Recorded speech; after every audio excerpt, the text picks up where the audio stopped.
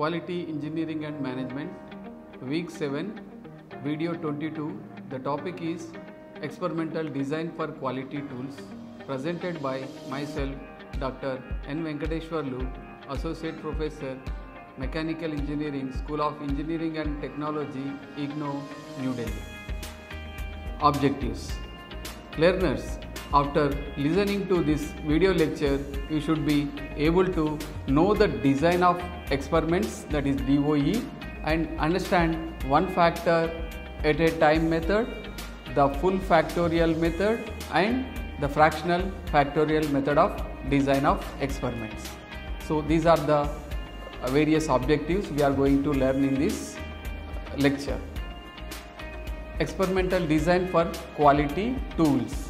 The design of experiments is a series of techniques which involves the identification and control of parameters which have a potential effect on performance and reliability of a product design and or the output of process, with the objective of optimizing product design, process design and process operation, and limiting the effect of noise factors, which are also known as uncontrollable factors.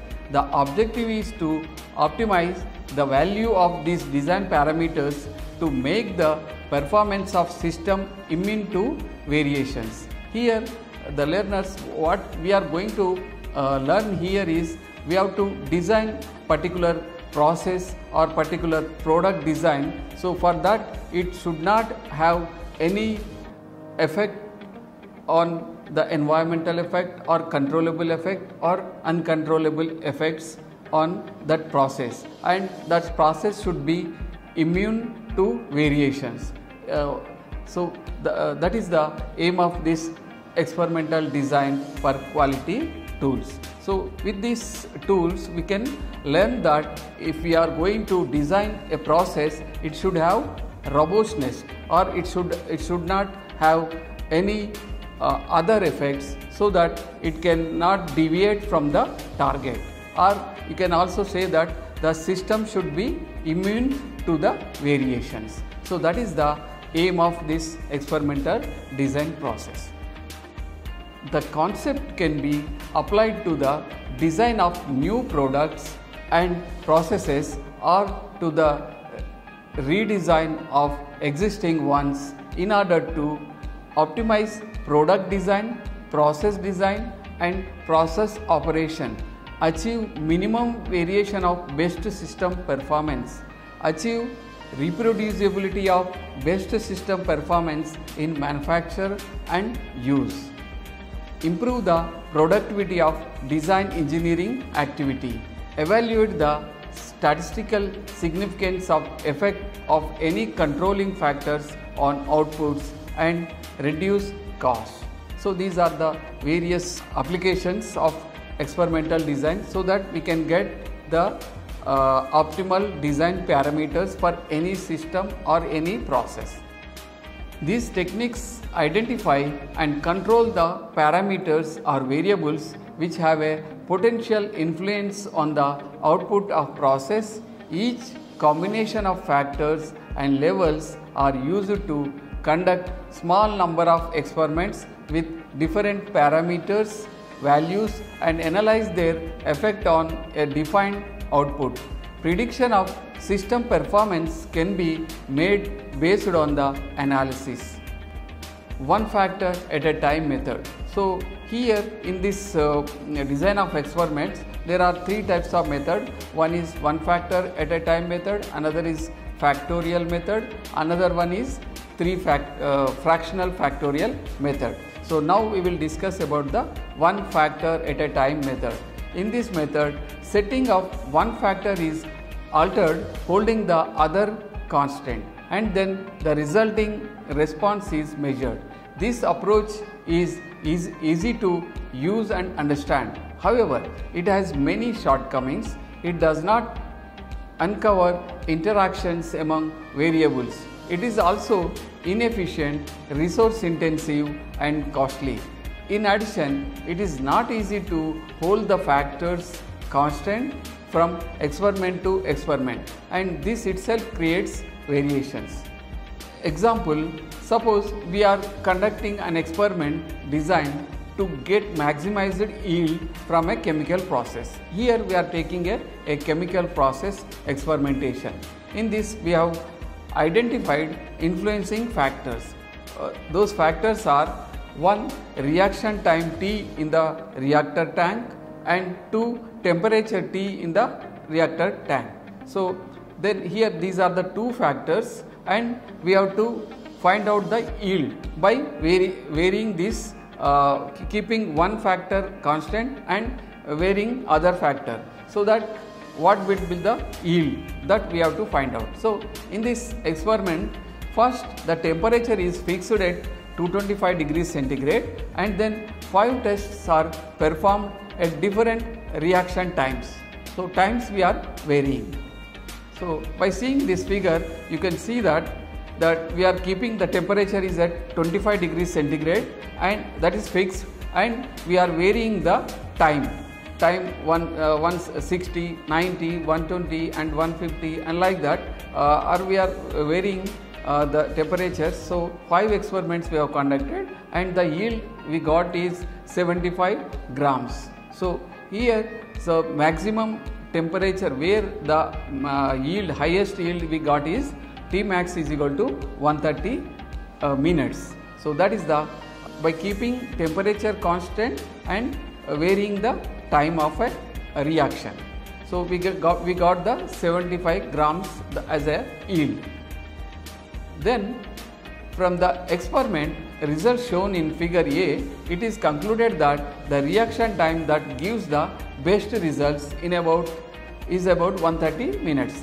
Then in the second experiment, reaction time will be fixed as 130 minutes. So now we are keeping reaction time as a 130 minutes as a fixed, but the temperature varies and 5 tests are performed. The result says that the best reaction temperature is T is equal to 25 degrees centigrade as shown in figure B. So here we kept that time will be fixed, and the reaction time will be fixed at 130 minutes, and the temperature varies, and we have conducted 5 experiments.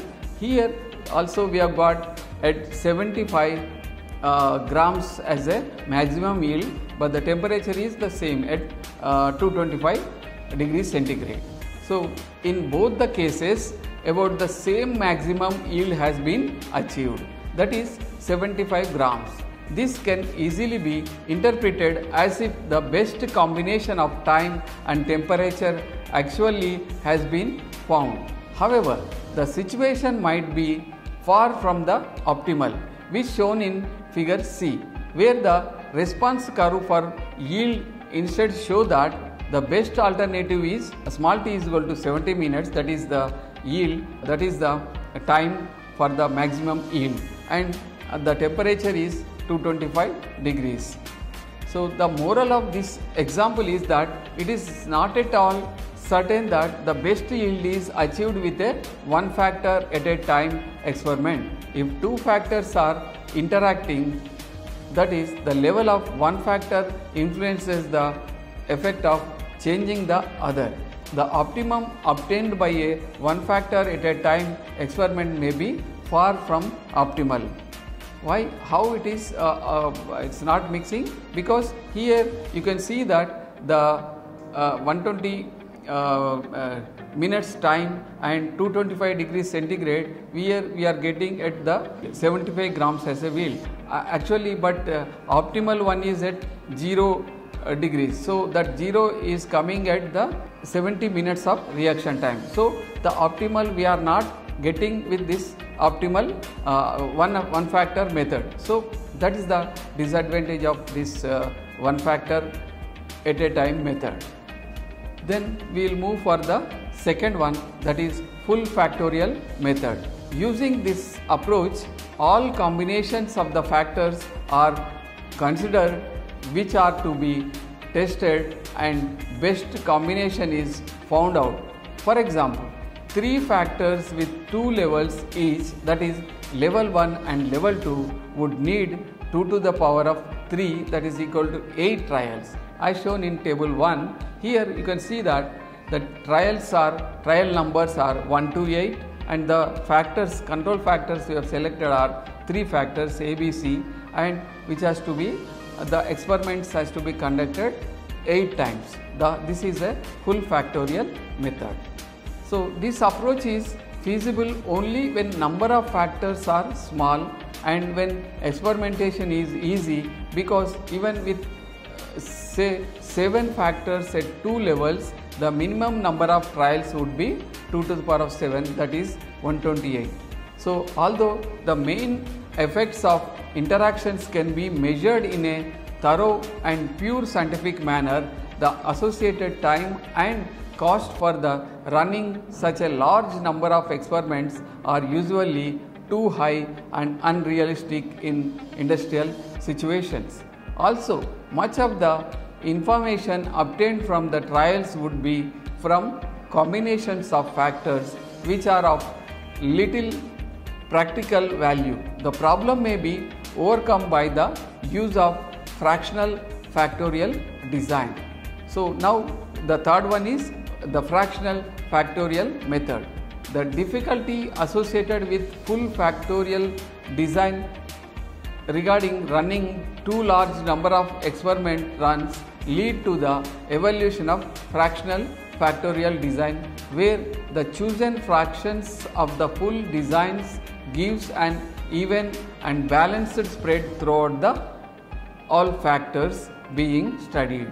Typically, a quarter of 128 experiments required for 7 factors at 2 levels would involve just 32 experiments. In this method of experimentation, as suggested by Fisher 1925 and Plackett and Berman 1946, several factors are changed at the same time in a systematic way so as to ensure the reliable and independent study of main factors and interaction effects. This is the advantage of fractional factorial method.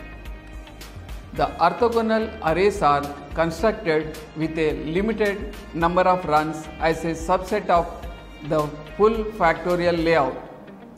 The subsets are balanced between columns to ensure that an even number of each level of each factor is tested during the running of the experiment. The technique of orthogonal array reduces the size of the experiment to a practicable level. However, some information is sacrificed by following this method. Hence, while adopting this method, technical knowledge of the people involved in the experiment is very important to ensure that the loss of information is relatively insignificant. Learners, the fractional factorial method. A typical Fisher array is shown in table 7.3. In this, you can see that runs are 8 runs we have to perform, and we have taken control factors, 7 control factors such as A, B, C, D, E, F, G. So for that we have to conduct various experiments by keeping various combinations. So in this array, the columns represent the independent variables or factors to be studied and tested at one of 2 levels, and the rows represent the tests or experiments to be performed. In an experiment which has 8 experimental runs, that is L8, the first option or level of factor A is tested 4 times, and the second option or level of factor A is also tested 4 times. In addition to this, during the experimental run, the array tests of all the combinations of options or levels of any 2 factors. Thus, A1 is tested both against B1 and B2, as well as A2 is tested similarly for B1 and B2. So the number of interactions that can be studied is dependent upon the size of the array. The analysis of the orthogonal array is done by averaging the response applicable to the level of each factor. Factor A at level 1 is given by averaging the results obtained from running experiment numbers 1 to 4 and factor A at level 2 by averaging the results obtained from running experiment numbers 5 to 8. The difference between level 1 and level 2 of each factor is an indication of significance of that factor in influencing the response measured. Generally, the larger is the difference, the greater is the significance.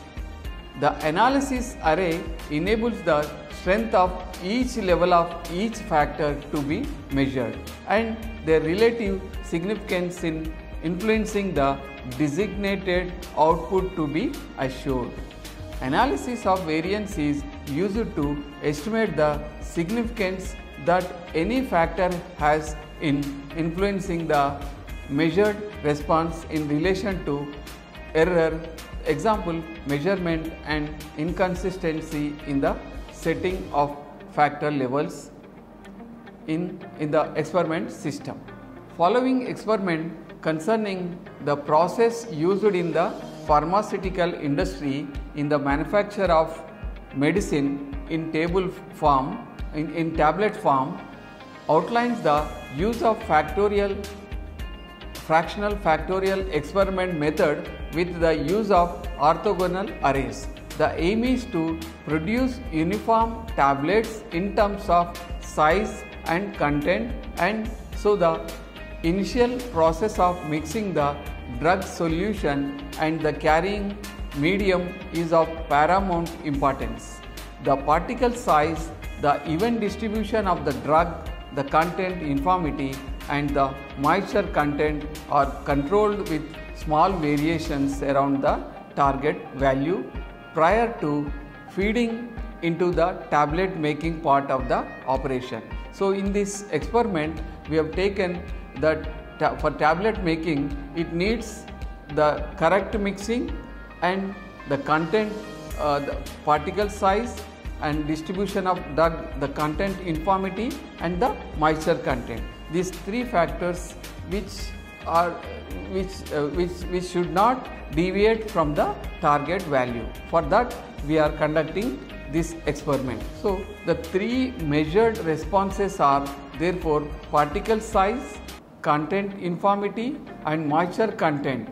Table 7.3 shows the layout of the experiment and the results of each experimental run from the particular combination of the factors in the run are given in table 7.4. The experiment will indicate the combination which gives the best results, but there may be a better combination. This is done by analyzing the effect of each factor.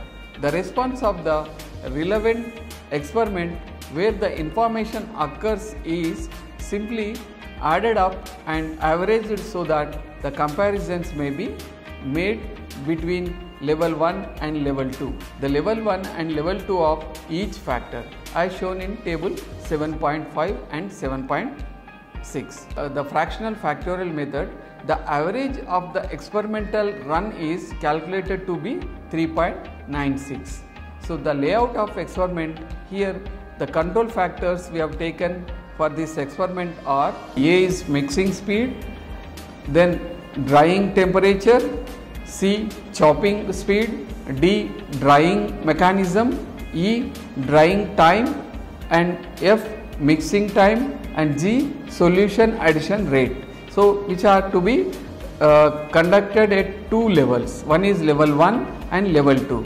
So then the results of the experiment, here you can find out 8 experiments we have conducted, and with 7 factors the combination by changing various combinations. Now we have got the result, the particle size as 3.8 for first experiment, and then like that all the 8 times we have conducted the experiment, it gives 3.6 particles. Learners, in this 7.4 table, results of the experiment, you can see that here the particle size for various runs you have seen. So for each run it gives various sizes, that is particle sizes 3.8, 4.5, like that we have to conduct the experiment and get the particle size. Then the analysis of the effect of the factors and levels, you can see that factor A, and at level 1 it got 4.625, and then A2 it got 3.3, and like that we have to take the maximum yield that got in this experiment that we have taken, and then in the table 7.6 comparison of between level 1 and level 2. So the difference also you can see in that table. So then next, the final results, you can see that in the final results, the A factor at level 2, the mixing speed has been selected, and that is 0.660, and the G factor at level 1 and the solution addition rate has got 0.485. So the total below average it got is 2.195. So this is the final results of combination of factors which gives the optimal design parameters.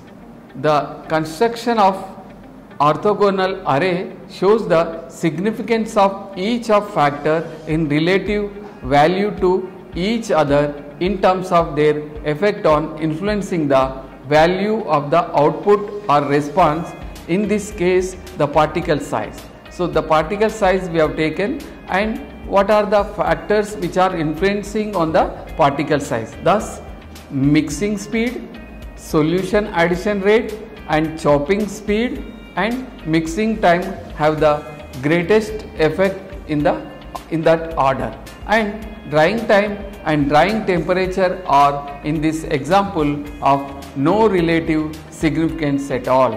The other useful property the balance of the array gives is the additive effect of each of the main control factors in the value of the response beyond the experimental average. In this example, particle size is required to be the small as possible. The effect below average is shown in table 7.7. The total below average is used as a prediction of the results if the process is set up using a combination of factor level settings that reflect their best effect on the output. In this case, A2, C1, F1 and G1.